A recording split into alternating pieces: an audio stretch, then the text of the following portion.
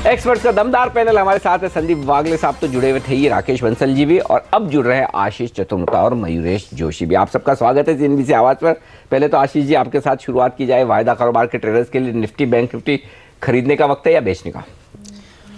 Good morning Anil ji. देखिए, जब तक के ट्रेंड में कोई रिवर्सल नहीं आता तो डेफिनेटली खरीदने का ही समय है। और जैसे कि हमने पहले भी 85-50 के आसपास भी हम कंटिन्यूसली डिस्कस कर रहे थे कि जब तक 8500 नहीं ब्रेक होगा ये एक बाजार जो है वो तेजी के मोड में बना रहेगा। और अभी भी मुझे लगता है कि थोड़ा डिप डेफिनेटली पॉसिबल है एक स्ट्रॉन्ग अपमूव के बाद, और शायद निफ्टी फ्यूचर्स के अंदर हमें 8740 8730 के लेवल्स देखने को मिले। बट उन लेवल्स के आसपास मुझे लगता है बाजार में एक बहुत ही स्ट्रॉन्ग सपोर्ट हमें देखने को मिलेगा। तो मेरा मानना है कि थोड़ा डिप्स के अंदर में बाय कीजिए, 8700 का एक स्टॉप लॉस रखिए, और ऊपर में मैं समझता हूँ 9100 तक के लेवल आने वाले दिनों में बाजार के अंदर देखने को मिल सकते हैं। तो ओवरऑल बाय ऑन डिप्स की एक स्ट्रैटेजी बाजार के अंदर में मेंटेन करनी है। 9100 इसी महीने बिल्कुल पॉसिबल है अनिल जी, क्योंकि जिस तरह का डेटा हमने देखा है इंडेक्स का फ्यूचर्स में, जिस तरह की लॉन्ग पोजीशन FIs की बन रही है, कॉल ऑप्शंस में जिस तरह से उन्होंने पोजीशन बनाई, तो एक बार बाजार जैसे ही 8850 के लेवल्स को क्रॉस करेगा कि स्ट्रॉन्ग शॉर्ट कवरिंग उस सिचुएशन में हमें बाजार में देखने को मिल सकता है। मुंह में घी शक्कर का मिक्सचर, देश को आप जैसे लोगों की बहुत जरूरत है जो 9100 इसी महीने से बढ़िया क्या तो बस 19 पॉइंट तो हम लोग सब मिलकर 9119 करा के नया हाई तो हम बनवा देंगे। आप 9100 तक ले जाइए। चलिए, अच्छी बुलिश राय है। बिल्कुल बेहतरीन राय। और सुबह शुक्रवार के दिन, हफ्ते के आखिरी कारोबार दिन, एक बुलिश व्यू सुनना था बाजार को, मिला है।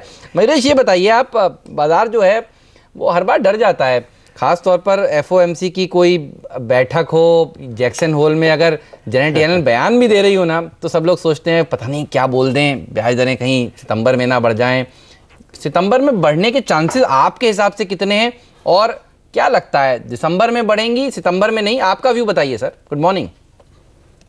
Morning Hemant ji. I think जैसे हमने मिनट्स पढ़े हैं और जैसे आई थिंक एक व्यू बन रहा है, मेरे ख्याल से I think it is probable कि दिसंबर में शायद फेड हाइक हो, और अगर सितंबर में आता भी है तो मेरे ख्याल से आई थिंक एक नीजक रिएक्शन शायद मार्केट दें। पर इंडियन मार्केट्स इतने स्ट्रॉन्ग फुटिंग पे है in terms of being resilient emerging pack में। और दूसरी बात I think in terms of liquidity as well, I think liquidity flows अभी भी स्ट्रॉन्ग है ग्लोबल मार्केट्स में टुवर्ड्स द इमर्जिंग पैक। तो मेरे ख्याल से अगर आता भी है और एक नीजक रिएक्शन आता भी है, that dip will be quickly bought into, क्योंकि काफ़ी इन्वेस्टर्स साइडलाइंस पे खड़े हैं waiting for corrections. So I think I am maintaining a positive view on to the markets. मेरे हिसाब से आई थिंक एक स्टॉक स्पेसिफिक एक्शन रखनी चाहिए, but I am very optimistic on the Indian markets. चलो, बहुत ही बढ़िया बात है। मजबूती की उम्मीद, तेजी की राय, ये है हमारे एक्सपर्ट्स की। चलिए, कुछ बेहतरीन पिक्स मैं लूँ उससे पहले एक स्टॉक एजिस लॉजिस्टिक्स, ये स्टॉक राकेश ने चुना है अपनी टॉप ट्रेडिंग पिक के तौर पर।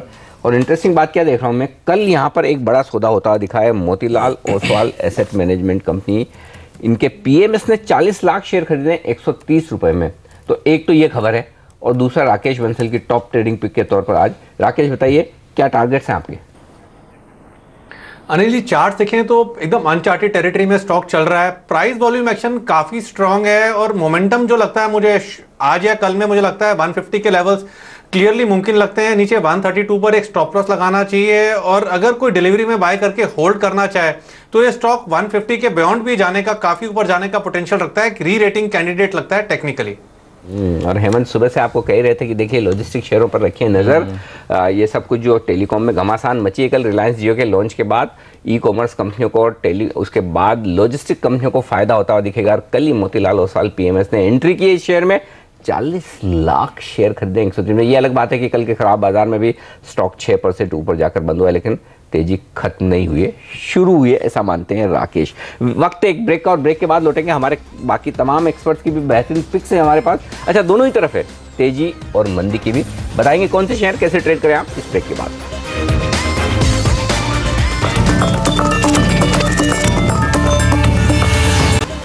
स्वागत है आप सभी का CNBC आवाज पर। एक्सपर्ट्स का दमदार पैनल हमारे साथ जुड़ा हुआ है। संदीप वागले जी, आशीष चतुर्वेदी जी स्टूडियो में हमारे साथ मौजूद हैं, और मयूरेश जोशी, राकेश बंसल भी हमारे साथ जुड़े हुए हैं। और अब राय PVR पर, ये वो ऐसा स्टॉक है जिसने पिछले 6 महीने में निवेशकों को खूब पैसा कमा कर दिया, और ये मैं इसलिए कह रहा हूँ 70% के जोरदार रिटर्न्स इस स्टॉक ने कमा कर दिए हैं। और अब आप यहाँ पर देखिए, खबरें आ रही हैं कि ये कंपनी बिक सकती है। बिजली फैमिली जो है वो 25.5% के आसपास की हिस्सेदारी रखती है PVR में, और एक चाइनीज कंपनी को ये बेच सकती है, इस तरह की खबर पहले भी आ रही थी। वांडा इंटरेस्टेड भी है, बातचीत इनकी चल भी रही थी। अब देखना होगा किस भाव पर होती है ये डील। लेकिन चार्ट्स पर एक बार पूछते हैं कि पीवीआर और रैली दिखा सकता है और कहां तक जा सकता है। बागले साहब, आप काफी दिनों से ट्रैक कर रहे हैं स्टॉक को इसी शो में, ये बताइए कितना और बढ़ सकता है? हेमंत, मुझे याद है हमने बात की थी तभी 980 कुछ था। आई थिंक जब सुल्तान रिलीज हुई थी तब की बात होगी, उसके आसपास, और वहां से 1200 तक भागा है और अभी भी मुझे कोई वीकनेस दिखाई नहीं दे रही है। ऑन द डाउन साइड 1100 का स्ट्रॉन्ग सपोर्ट है, ऑन द अप साइड मुझे लगता है 1300-1320 के लेवल्स आ सकते हैं कुछ हफ्तों में।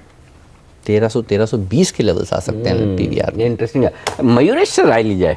मयूरेश, ये बताइए कि ये स्टॉक्स जो पीवीआर, आइनॉक्स, ये तमाम जो मल्टीप्लेक्स वाले शेयर है, क्या राय रखते हैं आप इन पे? क्या निवेश का मौका है, या फिर जिस तरह से अब रिलायंस जियो की एंट्री हो रही है और आप आसानी से डेटा वाला जो स्पीड मिलेगी आपको, इंटरनेट पर डेटा काफ़ी सस्ते मिलेंगे, तो लोग क्या शिफ्ट होंगे, क्या थिएटर में जाना कम करेंगे, पिक्चर बाद में यहाँ पर देखना ज़्यादा पसंद करेंगे, ऐसा कुछ लग रहा है? रेट हाइक हो, और अगर सितंबर में आता भी है तो मेरे ख्याल से एक तो है कि आई थिंक एग्जीबिशन स्पेस है डेटा प्योरली कंसोलिडेट हो रही है। जैसे मिलेगी आपको इंटरनेट पर डेटा काफी सस्ते मिलेंगे, तो लोग क्या शिफ्ट होंगे, क्या थिएटर में जाना कम करेंगे, पिक्चर बाद में यहाँ पर देखना ज़्यादा पसंद करेंगे, ऐसा कुछ लग रहा है? रेट हाइक हो, और अगर सितंबर में आता भी है तो मेरे ख्याल से एक तो है कि आई थिंक आप आसानी से डेटा वाला हो रही है। मिलेगी आपको इंटरनेट पर डेटा काफी सस्ते मिलेंगे, तो लोग क्या शिफ्ट होंगे, क्या थिएटर में जाना कम करेंगे, पिक्चर बाद में यहाँ पर देखना ज़्यादा पसंद करेंगे, ऐसा कुछ लग रहा है? रेट हाइक हो, और अगर सितंबर में आता भी है तो मेरे ख्याल से आप आसानी से डेटा वाला मिलेगी आपको इंटरनेट पर डेटा काफी सस्ते मिलेंगे, तो लोग क्या शिफ्ट होंगे, क्या थिएटर में जाना कम करेंगे, पिक्चर बाद में यहाँ पर देखना ज़्यादा पसंद करेंगे, ऐसा कुछ लग रहा है? रेट हाइक हो, और अगर सितंबर में आता भी है तो मेरे ख्याल से आप आसानी से डेटा वाला मिलेगी आपको इंटरनेट पर डेटा काफी सस्ते मिलेंगे, तो लोग क्या शिफ्ट होंगे, क्या थिएटर में जाना कम करेंगे, पिक्चर बाद में यहाँ पर देखना ज़्यादा पसंद करेंगे, ऐसा कुछ लग रहा है? रेट हाइक हो, और अगर सितंबर में आता भी है तो मेरे ख्याल से आप आसानी से डेटा वाला मिलेगी आपको इंटरनेट पर डेटा काफी सस्ते मिलेंगे, तो लोग क्या शिफ्ट होंगे, क्या थिएटर में जाना कम करेंगे, पिक्चर बाद में यहाँ पर देखना ज़्यादा पसंद करेंगे, ऐसा कुछ लग रहा है? रेट हाइक हो, और अगर सितंबर में आता भी है तो मेरे ख्याल से आप आसानी से डेटा वाला मिलेगी आपको इंटरनेट पर डेटा काफी सस्ते मिलेंगे, तो लोग क्या शिफ्ट होंगे, क्या थिएटर में जाना कम करेंगे, पिक्चर बाद में यहाँ पर देखना ज़्यादा पसंद करेंगे, ऐसा कुछ लग रहा है? रेट हाइक हो, और अगर सितंबर में आता भी है तो मेरे ख्याल से आप आसानी से डेटा वाला मिलेगी आपको इंटरनेट पर डेटा काफी सस्ते मिलेंगे, तो लोग क्या शिफ्ट होंगे, क्या थिएटर में जाना कम करेंगे, पिक्चर बाद में यहाँ पर देखना ज़्यादा पसंद करेंगे, ऐसा कुछ लग रहा है? रेट हाइक हो,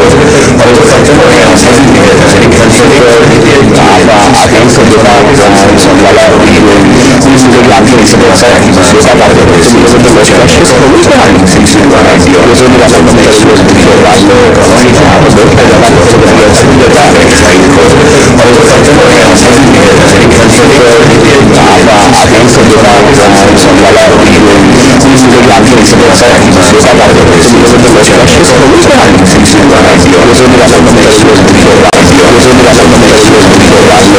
है तो मेरे ख्याल से आप आसानी से डेटा वाला मिलेगी आपको इंटरनेट पर डेटा काफी सस्ते मिलेंगे, तो लोग क्या शिफ्ट होंगे, क्या थिएटर में जाना कम करेंगे, पिक्चर बाद में यहाँ पर देखना ज़्यादा पसंद करेंगे, ऐसा कुछ लग रहा है? रेट हाइक हो, और अगर सितंबर में आता भी है तो मेरे ख्याल से आप आसानी से डेटा वाला मिलेगी आपको इंटरनेट पर डेटा काफी सस्ते मिलेंगे, तो लोग क्या शिफ्ट होंगे, क्या थिएटर में जाना कम करेंगे, पिक्चर बाद में यहाँ पर देखना ज़्यादा पसंद करेंगे, ऐसा कुछ लग रहा है? रेट हाइक हो, और अगर सितंबर में आता भी है तो मेरे ख्याल से आप आसानी से डेटा वाला मिलेगी आपको इंटरनेट पर डेटा काफी सस्ते मिलेंगे, तो लोग क्या शिफ्ट होंगे, क्या थिएटर में जाना कम करेंगे, पिक्चर बाद में यहाँ पर देखना ज़्यादा पसंद करेंगे, ऐसा कुछ लग रहा है? रेट हाइक हो, और अगर सितंबर में आता भी है तो मेरे ख्याल से आप आसानी से डेटा वाला मिलेगी आपको इंटरनेट पर डेटा काफी सस्ते मिलेंगे, तो लोग क्या शिफ्ट होंगे, क्या थिएटर में जाना कम करेंगे, पिक्चर बाद में यहाँ पर देखना ज़्यादा पसंद करेंगे, ऐसा कुछ लग रहा है? रेट हाइक हो, और अगर सितंबर में आता भी है तो मेरे ख्याल से आप आसानी से डेटा वाला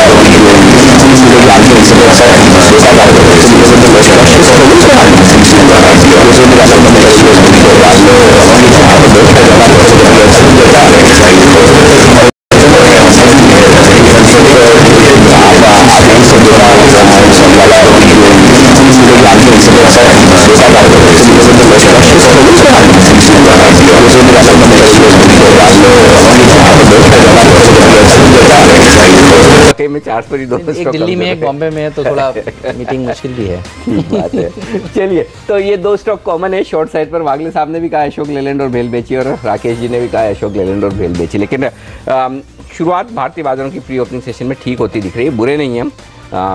75 अंक ऊपर दिख रहे हैं सेंसेक्स पर, और निफ्टी पर 3 अंकों का नुकसान। कौन से स्टॉक सेक्शन में एचडीएफसी 4% नीचे दिख रहा है, आइडिया 3% नीचे था, अब देखिए भारतीय 2%, भारतीय इंफ्राटेल 2% नीचे दिख रहा है।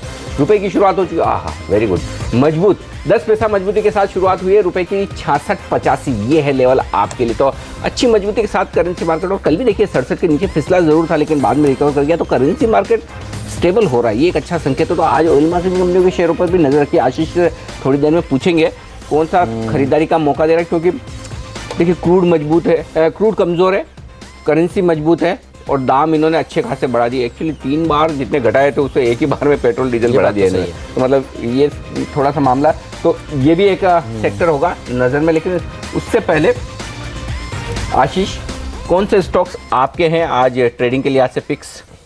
Good morning Anil ji. देखिए, मेरी पहली पिक होगी एक्साइड इंडस्ट्रीज़।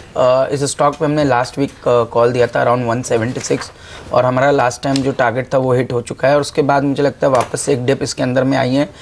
मुझे लगता है ये स्टॉक एक स्ट्रक्चरल ट्रेंड के अंदर जाते हुए नजर आ रहा है, क्योंकि जिस तरह का ओपन इंटरेस्ट में इजाफा हुआ है, और हमने देखा था 180 के लेवल्स पे एक बड़ी ब्लॉक डील स्टॉक में हुई थी, उसके बाद काफ़ी इंटरेस्ट स्टॉक के अंदर में बनता हुआ नजर आ रहा है। तो मेरा मानना है कि ये स्टॉक करंट लेवल्स पे लॉन्ग करना चाहिए। 178 का एक स्टॉप लॉस रख के लॉन्ग पोजीशन रखिए। मुझे लगता है स्टॉक के अंदर पोटेंशियल अपने प्रीवियस ऑल टाइम हाई को क्रॉस करे, और इन शॉर्ट टर्म 200 तक के टारगेट्स 2 से 3 दिनों के अंदर में स्टॉक के अंदर हमें देखने को मिल सकते हैं। दूसरी पिक मेरी होगी हिंदुस्तान लीवर के अंदर में। एफएमसीजी स्पेस के अंदर हम देख रहे हैं एक अच्छी खासी स्ट्रेंथ नजर आ रही है, चाहे वो गोदरेज कंज्यूमर हो, मैरिको या हिंदुस्तान लीवर।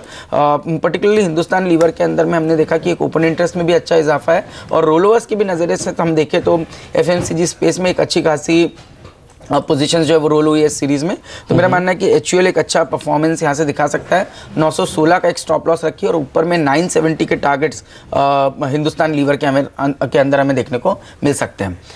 तीसरी पिक होगी मेरी पावर ग्रिड के अंदर। अगेन ये स्टॉक अपने ऑल टाइम हाई के आसपास चल रहा है, और एक बहुत स्ट्रॉन्ग कंसोलिडेशन करंट लेवल्स पे देखने को मिल रहा है। हमने देखा है कंसिस्टेंटली इसके अंदर एक इजाफा हो रहा है ओपन इंटरेस्ट के अंदर में, जो कि स्लो एंड स्टडी है, पर मुझे लगता है कि एक अच्छा अपमूव इसमें भी एक्सपेक्ट किया जा सकता है। With stop loss of 179 long position बनाई जा सकती है। 196 से 198 के टारगेट्स पावर ग्रिड के अंदर हमें देखने को मिल सकते हैं। और शॉर्ट कॉल भी बताइए, एक अगर शॉर्ट साइड पर लेना और ट्रेड तो किस में लेंगे? जी हाँ, बिल्कुल, जैसे मैंने कहा KSCL पे हमने एक शॉर्ट कॉल रिकमेंड किया है। काफ़ी वीक लग रहा है स्टॉक, क्लियरली एक लोअर ट्रेंड के अंदर में ही चल रहा है, और कल भी हमने देखा एक ज़बरदस्त ओपन इंटरेस्ट का इजाफा इसके अंदर में हुआ है clearly on the short side. तो मुझे लगता है फर्दर 7-8% की डाउन साइड करंट लेवल से देखने को मिल सकती है। शॉर्ट कीजिए, 355 का एक स्टॉप लॉस रखिए, और डाउन साइड में 315 से 305 तक के स्तर इस स्टॉक के अंदर हमें देखने को मिल सकते हैं। तो कावेरी सीट पर रखिए नज़र। शॉर्ट साइड पर एक्साइड, HUL और पावर ग्रिड तेजी की राय है। अशोक लेलैंड, आज दोनों एक्सपर्ट्स देखिए कह रहे हैं, संदीप वागले और राकेश बंसल, यहाँ पर गिरावट हो सकती है। और आप देखिए तीसरे महीने लगातार कमर्शियल व्हीकल्स की जो बिक्री के आंकड़े आ रहे हैं वो काफ़ी कमज़ोर आ रहे हैं। कम लोग समझ पा रहे थे अब तक, लेकिन अब थोड़ा समझ में आने लगा है कि GST अगर लागू होता है तो ट्रक के यूटिलाइजेशन बढ़ते हुए नजर आएंगे, और अगर ऐसा होगा तो लोग अपनी जो खरीदारी है उसको पोस्टपोन करेंगे। और आप देखिए टाटा मोटर्स का भी जो आंकड़ा था MHCV का, कमर्शियल व्हीकल्स का, वो कमज़ोर आया है। हालांकि टाटा मोटर्स तो दरअसल US की बिक्री के आंकड़ों के ऊपर रिएक्ट करता है। आज अच्छा खुलेगा ये शेयर, और चार्ट्स पर राय लेना चाहता हूं राकेश आपसे। टाटा मोटर्स, गौरांग को भी कुछ देर पहले हमारे एक्सपर्ट्स को पसंद था। JLR के जो US के बिक्री के आंकड़े आए हैं वो 46% बढ़कर आए हैं। ये बताइए, ये टाटा मोटर्स और इसका DVR ये चार्ट्स पर कैसा लग रहा है आपको? अनिल जी, हेमंत जी, काफी बेहतरीन टेक्निकल स्ट्रक्चर है। एक ब्रेकआउट हमने टाटा मोटर्स के अंदर 520 के ऊपर आते हुए देखा है, और टेक्निकली देखें तो स्टॉक मुझे लगता है 590, 595 के लेवल्स तक की रैली दिखा सकता है। हल्की फुल्की जो भी डिप्स हैं उसको यूज करना चाहिए टाटा मोटर्स में बाय करने के लिए। टाटा मोटर्स डीवीआर में जो ब्रेकआउट है वो थोड़ा लेट हुआ है और ब्रेकआउट के बाद ज्यादा रैली देखने को नहीं मिली है। 335 एक ब्रेकआउट लेवल है और टाटा मोटर डीवीआर्स में 375 378 के लेवल्स देखने को मिल सकते हैं। दोनों ही स्टॉक्स जो है स्ट्रॉन्ग बाइंग कैंडिडेट हैं मौजूदा स्तरों पर। ओके, इन दोनों शेयरों में एक अच्छी मजबूती का माहौल दिख सकता है। ये राय है आपके लिए, तमाम ये स्टॉक्स एक्शन में रह सकते हैं।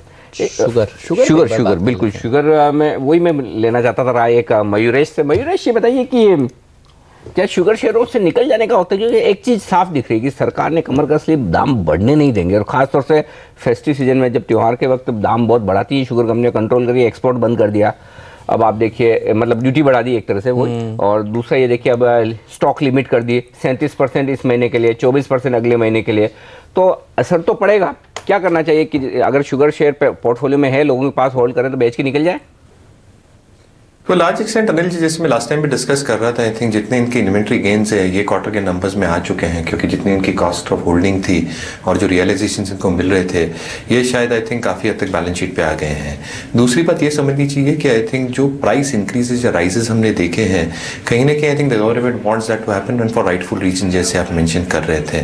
थर्ड, आई थिंक जो ग्लोबल डिमांड सप्लाई सिचुएशन है वहाँ पे आई थिंक एक बार नजर रखनी चाहिए, क्योंकि फ्रॉम अ शॉर्ट और मीडियम टर्म परस्पेक्टिव शायद आप रिस्ट्रिक्ट करें प्राइसेस को, लेकिन ग्लोबल डिमांड सप्लाई अगर फेवर में नहीं रही तो the global prices will keep on increasing. और चौथी बात, जो प्रोडक्शन के एस्टिमेट्स हैं फॉर दिस ईयर इटसेल्फ, और जैसे डिमांड पैन आउट होगी, मेरे खुद के एस्टिमेट के हिसाब से I think carry over inventory can be much lesser than what we did for the sugar season. And the most important part, I think the sugar season का on cycle चालू होने वाला है for the next 2 years to say the least.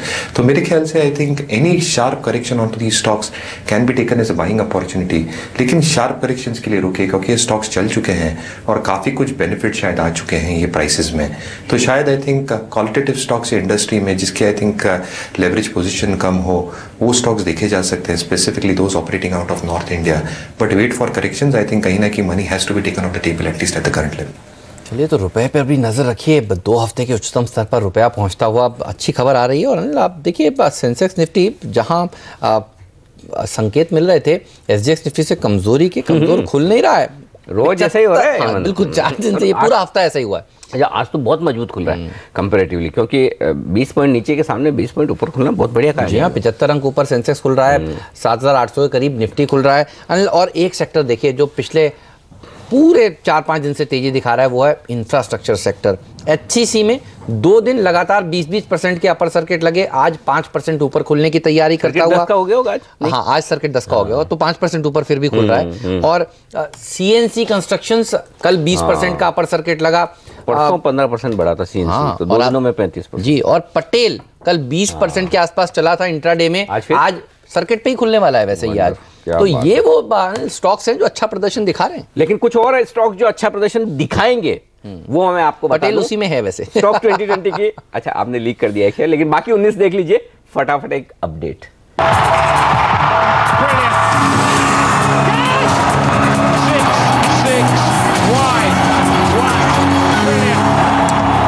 जल्दी से मेरी team पे नजर डालते हैं कि किस तरीके से निकल के आ रही है। खरीदारी पे ज़्यादा फोकस है। Patel engineering, TVS Motors, ITI, HMT, ये सारे शेयर्स हैं जहाँ पे एक तरह तरह की खबरें हैं जो इन स्टॉक को बहुत फ़ायदा दे सकती हैं। कोल इंडिया टारगेट मिस कर रहा है, तो वहाँ पे बिकवाली की सलाह है। एडल वाइज जियो का बड़ा फ़ायदा होगा, इन सबको सेलेक्टर्स को लगता है यहाँ पर खरीदारी करनी चाहिए। लेकिन आरकॉम और आइडिया सेलुलर जियो के विक्टिम होंगे और यहाँ पे सेलेक्टर्स को लगता है बिकवाली करनी चाहिए। शिपिंग कॉर्पोरेशन और एमको दोनों के लिए सरकार की तरफ से बड़ी खबरें आने वाली हैं, इसलिए इन दोनों में खरीदारी की सलाह होगी। मेरी टीम पर नजर डालिए। 10 के 10 बल्लेबाज हैं। रिलायंस जियो की एंट्री के बाद ऐसे कौन से सेक्टर्स हैं जिससे फायदा होने वाला है, क्योंकि इंटरनेट की सेवाएं अच्छी होंगी तो एजुकेशन सेक्टर अब जो कंटेंट प्रोवाइड करता है उनको फायदा होगा। आप देखिए एडुकॉम, एवरॉन में तेजी देखने को मिलेगी। साथ ही ब्रोकिंग कंपनियां अब ज़्यादा बेटर सेवाएं दे सकेंगी इंटरनेट पर, उनके ऐप्स ज़्यादा बेहतर तरीके से चलेंगे। छोटे शहरों में लोग ज़्यादा से ज़्यादा इंटरनेट पर ट्रेडिंग करेंगे। इसका फ़ायदा जियोजित, बीएनपी पारिबा और इंडिया बुल्स वेंचर्स को मिलेगा। डेल्टा कॉप में भी अच्छी तेजी देखने को मिलेगी। देखिए अब ये कंपनी स्मार्टली ऑनलाइन कारोबार को खरीद रही है, एक एक्विजिशन कर चुकी है, दूसरा करने वाली है। तो जाहिर सी बात है इसको भी रिलायंस जियो के लॉन्च से फायदा होने वाला है, NIIT को भी फायदा होगा। साथ ही रॉयल ऑर्किड पर भी रखिए नज़र। अब आगे आने वाली जो तिमाही है वो होटल कंपनियों के लिए बेटर होगी। वैसे भी साल का आखिरी 3 महीने अच्छे होते हैं, ऑक्यूपेंसीज बढ़ जाती हैं। मंगलम टिम्बर को फ़ायदा मिलने वाला है। महाराष्ट्र में आज जिस तरह से नई हाउसिंग पॉलिसी का ऐलान होगा तो मटेरियल प्रोवाइड करने वाली कंपनियां अच्छा प्रदर्शन दिखाएंगी। कल निटको में तेजी देखने को मिली थी। स्नोमैन लॉजिस्टिक्स को भी फायदा होगा क्योंकि ई-कॉमर्स का बोलबाला बढ़ेगा। अच्छा जो सर्विस प्रोवाइड आती हुई दिख रही है रिलायंस जियो की तरफ से। आर्चीज में भी अच्छी तेजी देखने को आज के दिन मिल सकती है।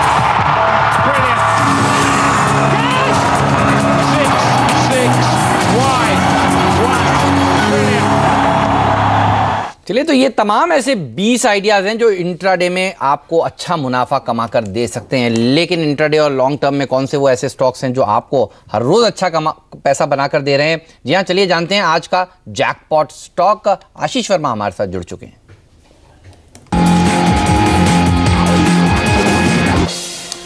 मैं Q1 नंबर्स पे फोकस कर रहा था और एक ऐसी कंपनी जिसने अपने Q1 नंबर्स घोषित करें, ये स्टॉक वापस तगड़े मोमेंटम में आ रहा है। ये कंपनी है ग्लॉस्टर, जो कि एक professionally managed Kolkata based company है।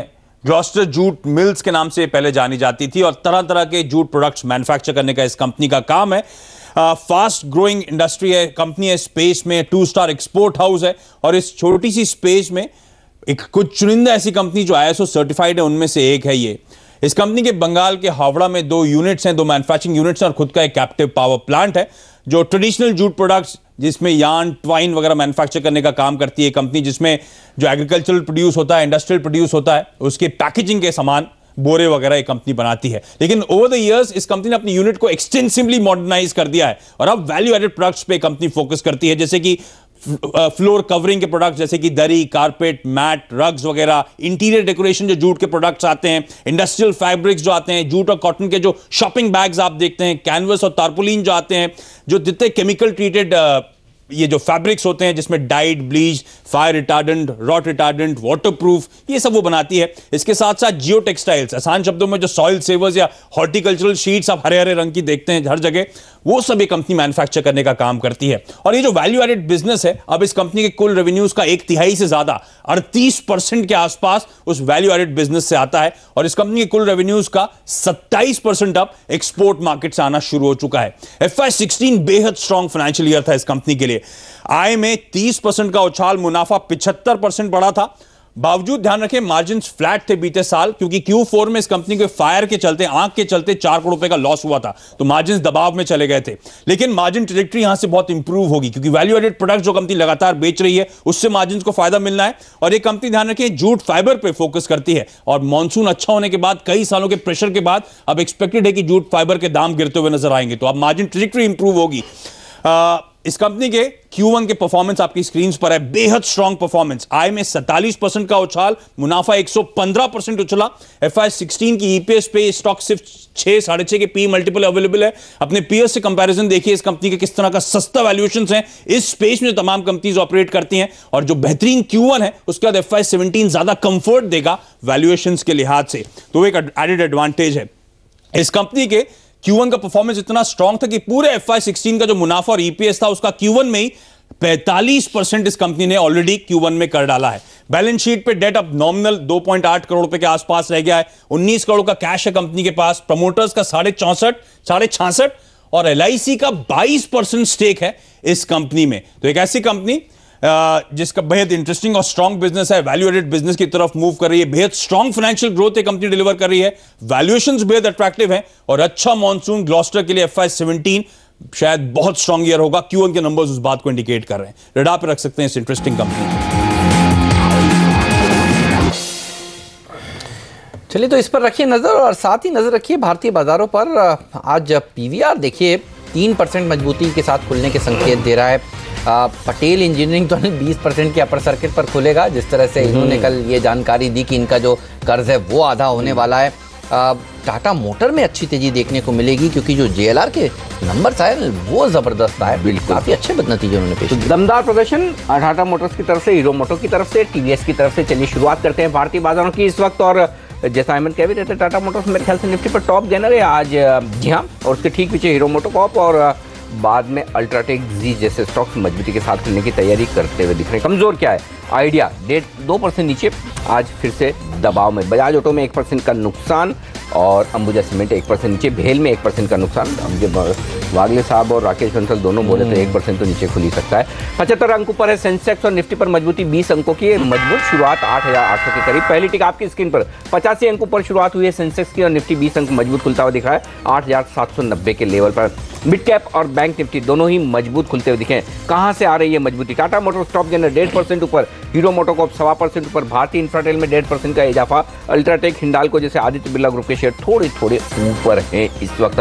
आइडिया 1.5% से ज्यादा के नुकसान के साथ टॉप लूजर इस वक्त आपको नजर आएगा, तो यहां से दबाव बनता हुआ दिख रहा है। भेल में 0.5% से ज्यादा का दबाव आपको इस वक्त नजर आएगा, तो यहां से थोड़ा सा प्रेशर है। तो कुल मिलाकर जो एक्सपेक्टेड स्टॉक्स हैं वहीं पर दबाव बनता हुआ दिख रहा है, लेकिन जो अच्छे ऑटो सेल्स के नंबर्स के दम पर टाटा मोटर्स और हीरो मोटोकॉर्प बाजार को ऊपर खींचने में, ऊपर खोलने में कामयाब रहे हैं। यहां से एक अच्छी मजबूत शुरुआत होती हुई दिखी है, तो पहली टिक पर ये स्टॉक एक्शन में आपको नजर आएंगे। अब हीरो मोटोकॉर्प की मजबूती बढ़ती हुई 2% की। आइए वायदा कारोबार में पीसी आपकी टॉप पिक तो कमाल कर रही है वागले साहब, 2% मजबूत है। सबसे top gainer NIT tech, Hemant कह रहे थे एजुकेशन शेयरों पर नजर रखिए, 2% मजबूत। टीवीएस अब भागता हुआ 2% ऊपर, तो टू व्हीलर स्टॉक दमदार प्रदर्शन करते हुए दिख रहे हैं आज के सेशन में। कमजोर क्या है?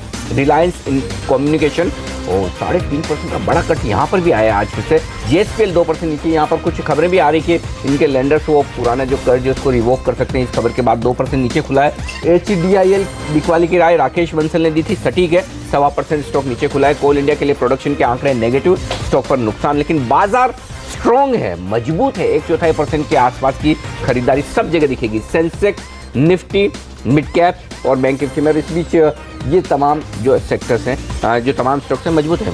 ग्लॉस्टर आज का हमारा जैकपॉट स्टॉक 17% ऊपर ट्रेड करता हुआ आपको नजर आएगा। अच्छी तेजी यहाँ पर देखने को मिल रही है, गैप अप ओपनिंग देखी गई है। इसके अलावा जो एक सेक्टर जो सबसे अच्छा प्रदर्शन दिखा रहा है वो तो आज फिर इंफ्रास्ट्रक्चर सेक्टर ही है। पटेल इंजीनियरिंग में 20% का अपर सर्किट लगा है। HCC में 20% की तेजी के बाद आज 10% मजबूती के साथ ट्रेड करता हुआ। CNC कंस्ट्रक्शन कल 20% का अपर सर्किट लगा था, आज 8% तक की तेजी। पुंज लॉयड स्टॉक पर भी रखिए नजर। इंफ्रास्ट्रक्चर के अलावा अब ये डिफेंस के कारोबार में कामकाज करना शुरू कर रहा है, 4% की मजबूती यहाँ देखने को मिल रही है। SCI नीरज की टीम का आज का डिपेंडेबल या फ्री हिट शेयर था, अच्छा प्रदर्शन दिखा रहा है। एडुकॉम्प में तेजी देखने को मिल रही है। एवरॉन मजबूत है। NIIT टेक्नोलॉजीज में तेजी देखने को मिल रही है। एजिस लॉजिस्टिक्स जो हमने आपको बताया कि मोतीलाल ओसवाल का PMS खरीद रहा है, आप देखिए यहाँ पर अच्छी रैली आज के सत्र में देखने को मिल रही है। और ऑटो शेयरों के बारे में तो आपने जिक्र किया है। बिल्ट के कमजोर नंबर्स आए, सारे पेपर कंपनियों ने अच्छे नंबर्स दिए, बिल्ट के कमजोर आए आज, देखिए इसलिए इसको मार पड़ रही है 3% नीचे। और चीनी सेक्टर तो आज वीक है ही, जिस तरह से सरकार नहीं चाहती फेस्टिवल सीजन में दाम बढ़े, स्टॉक लिमिट लगा रही है। बलरामपुर, बजाज, धामपुर, श्री रेणु देखिए करीब 1.5 से 2-3% तक कमजोरी के साथ कारोबार कर रहा है। कावेरी सीड इस पर रखिए नजर। आशीष चतुर्मोता ने कहा था यहाँ पर बेचकर चलना चाहिए, और आप देखिए आज टॉप 3 लूजर्स में FNO में इसने भी अपना नाम दर्ज करा लिया है। आइडिया, आरकॉम तो हम समझ सकते हैं कल का जो हैंगओवर है वो आज भी बरकरार है टेलीकॉम कंपनियों पर। बिल्कुल, तो ये है इस वक्त का रुझान आपके लिए साफ तौर पर। लेकिन कुल मिलाकर स्टॉक्स जो कमजोर दिख रहे हैं वो टेलीकॉम वाले ही हैं। टॉप लूजर 2 जो है आरकॉम और आइडिया इस वक्त आपके सामने। इस बीच आपको बता दूं पटेल इंजीनियरिंग इस स्टॉक पर रखिए नज़र, और वो नज़र इस लिहाज से भी कि प्राइस आज आपको प्राइस वॉल्यूम पहले दिखाए और प्राइस एक्शन पहले दिखाए, वॉल्यूम एक्शन बाद में आया। क्या है वॉल्यूम एक्शन? NSE पर लाइए ये स्टॉक, आपको मैं बता दूं क्या वॉल्यूम एक्शन हुआ है इस वक्त। कितने शेयर ट्रेड हुए हैं? 8,60,000 शेयरों के आसपास का कारोबार। जी हाँ, 8,60,000 शेयरों का कारोबार हुआ है, 64.60 रुपये पर। ऊपर का सर्किट है 20% का। 20% के ऊपरी सर्किट पर बड़ी हिस्सेदारी बदलती हुई दिख रही है इस कंपनी की। कितनी है? 1.25% के आसपास, 1.12% हिस्सेदारी पटेल इंजीनियरिंग की बदली। तो ऊपर के सर्किट पर यानी 40% ऊपर के सर्किट पर किसी ने इतने शेयर खरीदे हैं इस कंपनी। हाँ बाब, देखिए पूरी री-रेटिंग सी हो गई है। जो सरकार ने ये एक कदम लिया है उससे सारे के सारे सेक्टर में दम फूंक दिया है, ये आप कह सकते हैं। और आप देखिए इसके ऊपर हमारी खास पेशकश भी हम हाजिर करेंगे कुछ देर में। लेकिन आप देखिए लॉजिस्टिक स्टॉक्स क्या दमदार प्रदर्शन दिखा रहे हैं। स्नोमैन में भी तेजी है, न सिर्फ ऑल कार्गो तो हम समझ सकते हैं PMS ने खरीदा है। मोतीलाल ओसवाल के तो तेजी है। गति में भी तेजी देखने को मिल रही है। एजिस में भी तेजी देखने को मिल रही है। हर सेक्टर, हर स्टॉक देखिए इसका लॉजिस्टिक्स सेक्टर का अच्छा प्रदर्शन दिखाता हुआ। तो साफ तौर पर जो रिलायंस जियो का लॉन्च हो रहा है जिसके चलते सस्ता डेटा, अच्छा डेटा और कनेक्टिविटी बेहतर मिलेगी। तो ई कॉमर्स कंपनियों के लिए अच्छी खबर और लॉजिस्टिक्स कंपनियों के लिए भी इनडायरेक्टली। टीवीएस और हीरो मोटोकॉर्प दोनों में से अब क्या खरीदा जाए, आशीष बताइए। वायदा कारोबार के ट्रेडर्स के लिए दोनों स्टॉक मजबूत, दोनों में ओपन इंटरेस्ट में इजाफा। टीवीएस मोटर्स में सबसे ज्यादा मजबूती और सबसे ज्यादा ओपन इंटरेस्ट एडिशन 3.5% का, 2.25 लाख शेयर जुड़े। खरीदें इस वक्त? बिल्कुल, टीवीएस काफ़ी स्ट्रांग लग रहा है और मुझे लगता है एक अच्छे कंसोलिडेशन के बाद में ब्रेकआउट हुआ है, साथ ही साथ ओपन इंटरेस्ट में ज़बरदस्त इजाफा है। मेरा मानना है 345 के टारगेट्स देखने को मिल सकते हैं। 331 के एक स्टॉप लॉस से लॉन्ग पोजीशन टीवीएस मोटर्स में बनाई जा सकती है। ओके, और आप देखिए लॉजिस्टिक्स के अलावा एजुकेशन सेक्टर अच्छा प्रदर्शन दिखा रहा है और इंफ्रास्ट्रक्चर सेक्टर अच्छा प्रदर्शन दिखा रहा है। राय मयूरेश, आपसे इंफ्रास्ट्रक्चर सेक्टर अब तक कोई हाथ नहीं लगा रहा था, इवन फंड्स दूर थे, ये एक ऐसा खबर आई है, इसके बाद अब लोग खरीदारी कर रहे हैं। आपको इस सेक्टर में सबसे अच्छा शेयर कौन सा लगता है? तो क्लियरली आई थिंक जो गवर्नमेंट ने आई थिंक एक कदम उठाए हैं, सेंटिमेंटली पॉजिटिव हैं, और अगर ये पैसे आते हैं जैसे गवर्नमेंट प्रॉमिस कर रही है, तो मेरे ख्याल से आई थिंक जितनी इनकी बर्डन होती है लेवरेज की और इंटरेस्ट कॉस्ट की, काफ़ी हद तक कम हो जाएगी। तो in that sense itself I think जो ये ड्रैग बने रहे थे for the past so many years, I think अगर ये होता है तो कैश फ्लोज इंप्रूव होते हैं। और काफ़ी कंपनियों के अगर आप देखें तो इंटरेस्ट कवर जो है is less than 1, which is a very dampening effect on the return ratios. तो I think this is a positive sentiment not to the stocks. मेरे ख्याल से आई थिंक अगर एक लार्जर कॉल नहीं है सेक्टर पे, तो in terms of EPC players, I think EPC as a theme is something that will still continue to pursue. I think जो एसेट डेवलपर्स हैं सिलेक्टिवली वहाँ भी देखा जा सकता है। सद्भाव इंजीनियरिंग फॉर एग्जाम्पल, उसके नंबर्स काफ़ी अच्छे आए थे, जैसे इनके रोड प्रोजेक्ट्स हैं और जैसे हाइब्रिड एन्युटी की तरफ ये बिड कर रहे हैं। मेरे ख्याल से I think IRRs can definitely have an positive up trend. दूसरा आई थिंक जो ईपीसी कॉन्ट्रैक्टर्स होते हैं, for example something like a KNR construction या PNC इंफ्राटेक, ये स्टॉक्स अगर डिक्लाइंस में मिलते हैं तो मेरे ख्याल से आई थिंक जैसे इनके ऑर्डर फ्लोज हैं, ऑर्डर विन्स हैं, और जैसे एग्जीक्यूशन इंप्रूव होंगी, मेरे ख्याल से आई थिंक मार्जिन इंप्रूवमेंट भी सारे स्टॉक्स में देखने मिल सकता है।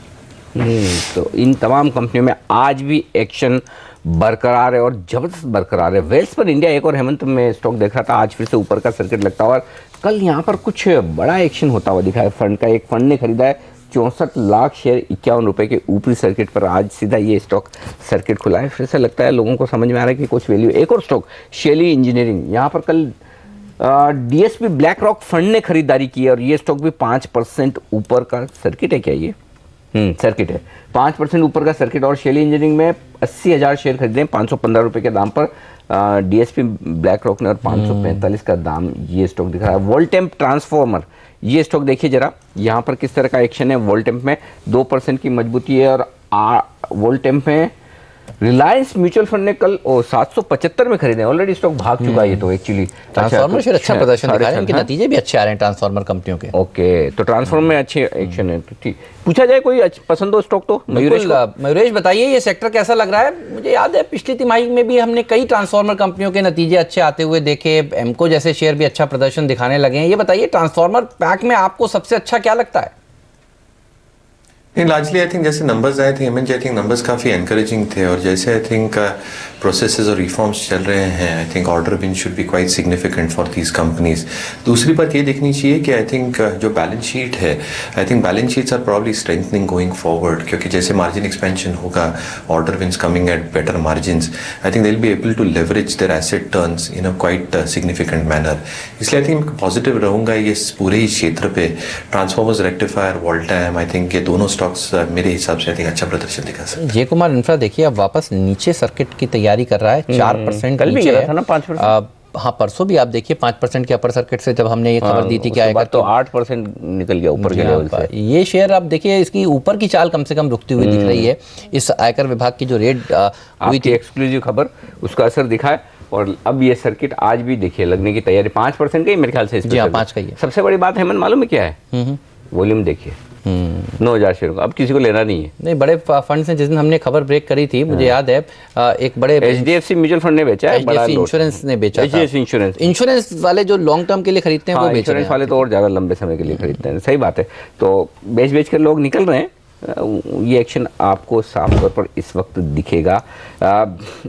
कुल मिलाकर इस वक्त टेलीकॉम कंपनियों के लिए देखिए आज भी कोई राहत की बात नहीं है। आइडिया, रिलायंस कम्युनिकेशन, भारती, सारे के सारे शेयर नीचे हैं। भारती थोड़ा कम गिरा है, आइडिया थोड़ा ज़्यादा गिरा है, क्योंकि सबको समझ में आ रहा है कि कल भी आप देखिए आइडिया ज़्यादा गिरा था। लोगों को लग रहा है कि आइडिया को आइडिया के लिए ज़्यादा मुश्किल है। हाँ, मुश्किल होगा ये कंपटीशन को हैंडल करना। अब आइडिया के लिए एक ही चीज़ बची है, मन बिक जाना। हाँ, अगर वोडाफोन के साथ अच्छा बिकेगा भी नहीं, मर्जर ही होगा। बिकने में मर्जर में फर्क है बराबर, क्योंकि बिके तो पैसा मिले। वोडाफोन भी एक चीज़ बहुत क्लियर है कि वोडाफोन का अगर आज आईपीओ लाने की बात कर रहे हैं वोडाफोन, तो वोडाफोन के पेरेंट ने बोल दिया 10 साल हो गए हमें हिंदुस्तान में पैसा बनानी और पैसा देंगे नहीं। सही बात है, आप अपनी फंडिंग खुद करिए, आईपीओ लाइए, पैसा जुटाइए। तो अगर वोडाफोन आइडिया को लेता है ना, तो ये मर्जर होगा और मर्जर में शेयर मिलेंगे। अच्छा, और आप एक बात बताइए, अच्छे वैल्यूएशन पर कब मिलेगा वोडाफोन को? डील कब होगी? जब रिलायंस जियो की एंट्री हो जाए और जब ये मार पड़ने लगे, तो कोई भी खरीदार होगा वो उस समय में खरीदेगा जब कंपनी तकलीफ में होगी। तो अब होगा मर्जर ही, मर्जर में शेयर के बदले में शेयर मिलेंगे। तो कई बार वो होता है ना, ये ऐसे मर्जर कब देखने को मिलते थे, बहुत सारे जो खराब कमजोर सेक्टर होते हैं उसमें एक को दूसरा सहारा देना, दो कमजोर प्लेयर साथ में एक साथ मिलकर कंपटीशन को फाइट करते हैं। तो बहरहाल इस खबर पर रखिएगा नजर। ये खबर चल रही है बाजार में कि हो सकता है वोडाफोन इनके साथ विलय कर ले, तो कंपटीशन को फाइट करने के लिए हाथ तो मिलाने पड़ेंगे। देखना होगा कब तक आती है बहरहाल ये औपचारिक ऐलान इसका। लेकिन आज पीएसयू बैंक्स में देखिए तेजी होती हुई दिख रही है। इलाहाबाद बैंक मजबूत है, आईडीबीआई बैंक में तेजी देखने को मिल रही है। तो पीएसयू बैंक में आज अच्छा प्रदर्शन दिखता हुआ। एसबीआई एक और देखिए 0.5% से ज्यादा की बढ़त दिखा रहा है। पीएनबी में तेजी देखने को मिल रही है। तो फिर से आज देखिए एक सेक्टर जो सहारा देने की कोशिश कर रहा है वो बैंक्स है, और आज प्राइवेट सेक्टर से ज्यादा पीएसयूज फोकस में है। और सबकी नजर है अब आने वाली 16 तारीख को जो बैठक होने वाली है पीएसयू बैंक के अधिकारियों के बीच और एफएम के बीच, और देखना होगा किस तरह से सरकार इनकी मदद करती है आगे आकर। लेकिन एक्शन सरकार ने काफ़ी कुछ लिया, खासतौर से ये जो इंफ्रा कंस्ट्रक्शन के लिए जो पॉलिसी बनाई है, ये एक बड़ी राहत की बात है। और अगले हफ्ते से कई सारे बैंक्स की भी हालत सुधरेगी है। अगले हफ्ते से उर्जित पटेल जी भी कुर्सी पर आ जाएंगे, आरबीआई गवर्नर बन जाएंगे 4 तारीख को, क्योंकि रविवार है तो सोमवार बाजार बंद है, मंगलवार से जो है मतलब सोमवार गणेश चतुर्थी के शुभ दिन से उर्जित पटेल बनेंगे आरबीआई के नए गवर्नर। और छुट्टी है उस दिन। छुट्टी है बिल्कुल, तो लेकिन दिन शुभ है, ये अच्छी बात है। चलिए, तो ये इस वक्त का रुझान आपके सामने। आइडिया 2.5% कमजोर होता हुआ दिन के लो पॉइंट पर 80 रुपए की तरफ बढ़ता हुआ दिख रहा है। बाजार थोड़े से धीमे पड़ रहे हैं, लेकिन एक स्टॉक अपोलो टायर आज किसी की रिकमेंडेशन में सुन था। हाँ, राकेश जी ने बोला है खरीदिए। राकेश जी क्या बात है, आपका स्टॉक तो कमाल कर रहा है। अपोलो टायर 2.5% मजबूत हो चुका है। ओपन इंटरेस्ट में 5% से ज़्यादा की बढ़त, क्योंकि देखिए मैं वो स्टॉक चुनता हूँ जहाँ पर कोई खबर नहीं हो और एक्शन हो रहा हूँ, क्योंकि टीवीएस मोटर्स सबसे ज़्यादा ओपन इंटरेस्ट वाला है 12%। समझ में आता है कि अच्छे नंबर्स आए उसकी वजह से। अपोलो टायर में कहीं कोई खबर नहीं, लेकिन स्टॉक 2.5% मजबूत है। ओपन इंटरेस्ट में 5.25 लाख शेयर जुड़े हैं, 5% से ज़्यादा का इजाफा है। ये बताइए कुछ एक्शन हो रहा है एफएनओ में, खरीदना चाहिए आज अब इस लेवल पर?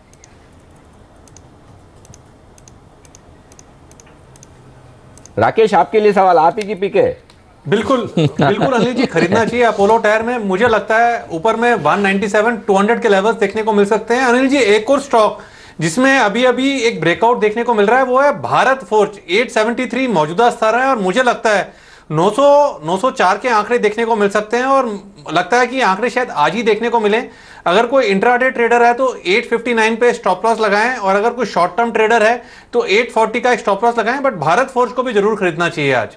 ये भारत फोर्ज एक और नया स्टॉक बता रहे हैं जहां पर आपकी राय, आपका ध्यान तेजी का होना चाहिए। ऑटो में इतने अच्छे नंबर्स देखने को मिले हैं अगस्त की महीने में, तो एक्सपेक्टेशंस यही कि अगस्त से बेटर के नंबर्स नवंबर आने चाहिए। हाँ, आने, फेस्टिवल सीजन शुरू हो रहा है, तो फिर कोई वजह नहीं कि हम ये सोचे कि सितंबर के महीने ज़्यादा अच्छे नहीं होंगे। थोड़ी देर में नीलेश भाई हमारे साथ जुड़ेंगे, उनसे भी पूछेंगे।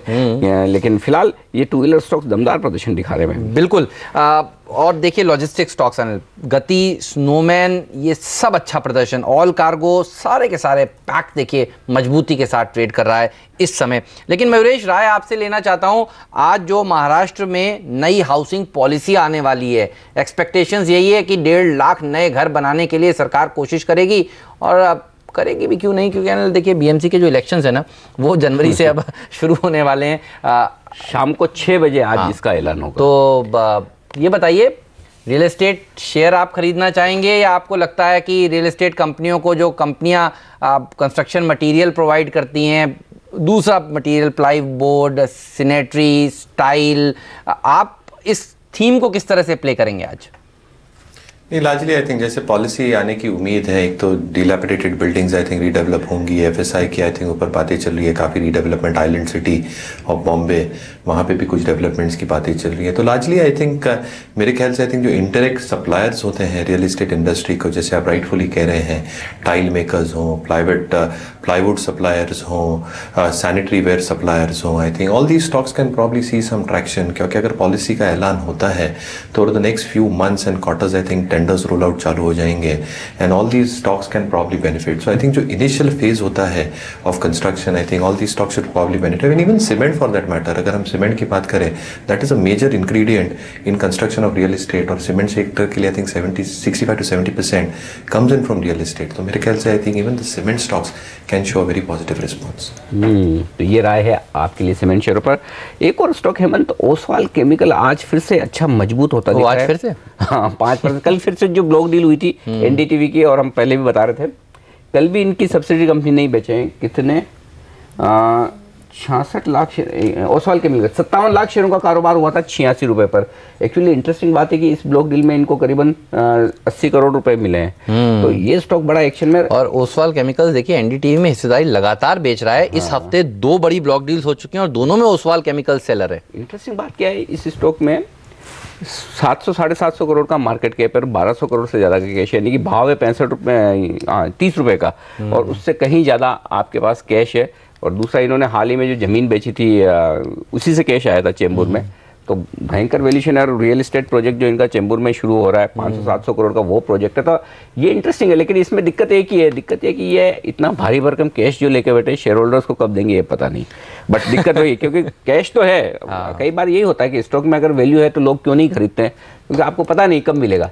लेकिन एक चीज़ पक्का है कि 700 करोड़ 750 करोड़ का मार्केट कैप और 1200-1300 करोड़ का कैश हो, और उसके ऊपर आपकी एनडीटीवी जैसी स्टेक बिक जाए, तो अगर कुछ डेवलपमेंट हो जाए तो स्टॉक आसानी से यहाँ से डबल हो जाए, बड़ी बात नहीं है, लेकिन होने चाहिए बस वही बात। बिल्कुल। तो शेयर धारकों को अगर मिलता हुआ दिखे मैनेजमेंट की तरफ से, वो कमेंट्स अगर आ जाएं तो फिर तो क्या कहने हैं।